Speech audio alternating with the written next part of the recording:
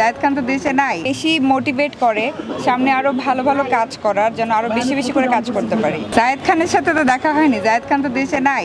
অবশ্যই আমার বন্ধু, বাট সে এখন দেশে নাই।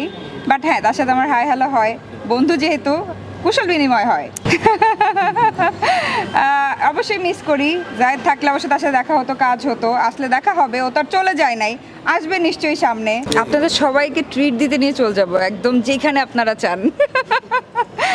আমি চাই যে প্রতিটা নারী আমাদের দেশের নিজেরা আত্মনির্ভর হোক।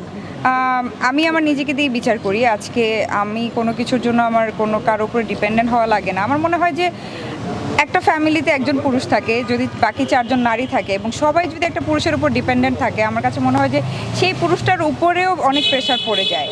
সো আমি বলবো যে সবাই যদি আমরা নিজ নিজ জায়গা থেকে আমরা সেলফ ডিপেন্ডেন্ট হই, তো আমার মনে হয় যে সবাই ওই যে 10 মিলে করি কাজ, হাড়ি দিতে নাহিলাজ, সবাই মিলে অনেক ভালো থাকা যায় এবং নিজের ইচ্ছাগুলো, নিজের স্বপ্নগুলো নিজেই পূরণ করা যায়। সো আমার কাছে মনে হয় যে প্রতিটা নারীরই সেলফ ডিপেন্ডেন্ট হওয়া উচিত।